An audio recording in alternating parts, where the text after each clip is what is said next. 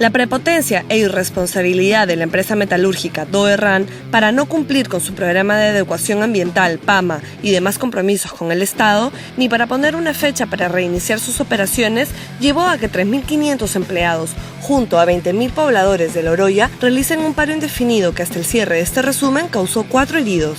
Los trabajadores reclaman volver a sus trabajos en la empresa, que fueron interrumpidos desde que ésta dejó de operar cuando el Congreso le dio un plazo de 18 meses para que ponga en funcionamiento su PAMA y pague las deudas de multas por daños ambientales que tiene con el Estado. Burlándose de todos los peruanos, Doerran ha pedido un nuevo plazo y además que su deuda puede ser pagada en 700 años y que no le exijan fuertes controles ambientales para operar de nuevo. El presidente Alan García, en una de las pocas muestras de firmeza que ha mostrado contra empresas extranjeras irresponsables, ha dicho que el 24 de julio vence el plazo para que Doerran cumpla sus compromisos. De lo contrario, el Estado procederá a cerrarla. Esperemos que no quede en floro y de una vez se sancione a esta empresa que tanto daño le ha hecho al medio ambiente de La Oroya, y en especial a su gente, que sufre de enfermedades y daños irreversibles por vivir en una de las 10 ciudades más contaminadas del mundo. Hace unas semanas, el Congreso le dio facultades para legislar al Ejecutivo, es decir, le dio permiso al gobierno para que dicte leyes sobre los casos de violación de derechos humanos seguidos en contra de militares y policías. Asociaciones de derechos humanos han protestado, pues creen que el gobierno prepara una amnistía a los militares y policías que asesinaron a inocentes y terroristas vencidos durante la guerra interna que sufrió el país entre 1980 y 2000. En respuesta a estas asociaciones, el ministro de Defensa, Rafael Rey, ha dicho que existe una persecución injustificada a 755 policías y militares. Pero la Defensoría del Pueblo, que sigue todos los casos de violación de derechos humanos, ha corregido al ministro afirmando que solo son 194 casos de violación de derechos humanos que se encuentran en el Poder Judicial. Lo que tampoco quiere ver el ministro Rey es que muchos de los efectivos del orden han sido declarados inocentes en sus juicios y a los que fueron condenados se les encontró responsabilidad en diversas matanzas. Es el caso de los miembros del Grupo Colina, auspiciado por el exdictador Alberto Fujimori, que asesinó a 9 estudiantes y 2 profesores de la Universidad La Cantuta y a vecinos de una quinta en Barrios Altos, incluido un niño de 8 años, solo porque sospechaban que eran terroristas. Si bien muchos militares y policías lucharon y nos protegieron del terror de Sendero Luminoso y el MRTA, hay otros que actuaron y aún actúan aterrorizando a la población que se supone juraron defender. Por eso se debe impedir que este permiso para dictar leyes no sea una excusa del gobierno para salvar a los criminales que visten uniforme, de ser llevados a juicio justo y de que cumplan sus penas.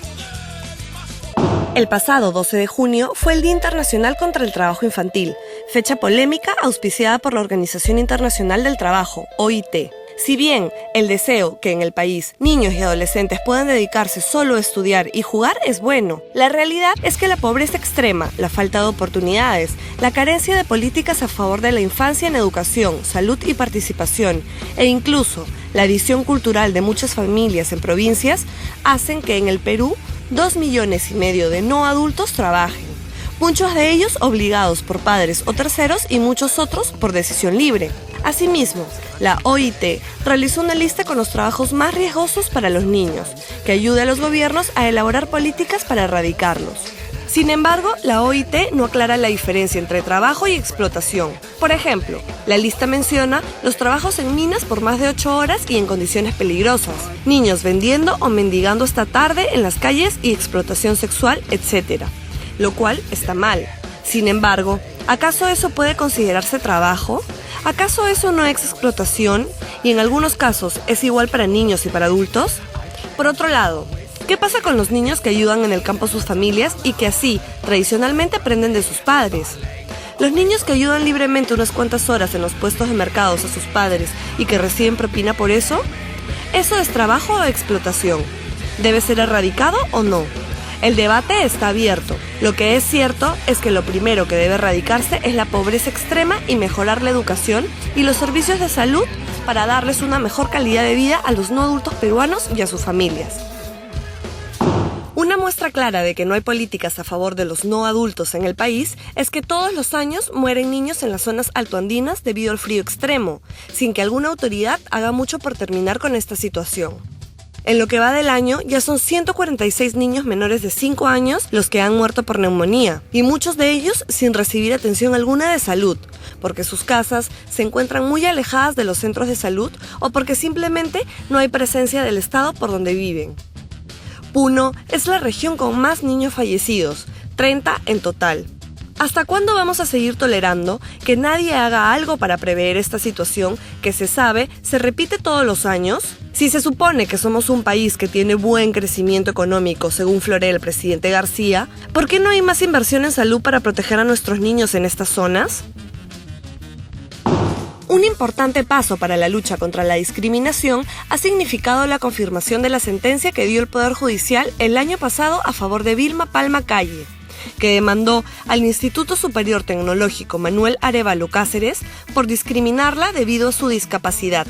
Ella había sido nombrada asistente de práctica de laboratorio, pero el instituto anuló su nombramiento porque 4 profesores presionaron para sacarla aduciendo la discapacidad motora y de articulación del lenguaje con la que vive. La sentencia, que obliga al instituto a dar una reparación a Vilma Palma y que prohíbe a los 4 intolerantes profesores a dictar clases por 1 año, es la primera sobre discriminación en el Perú y da el ejemplo para proteger los derechos de las personas con discapacidad.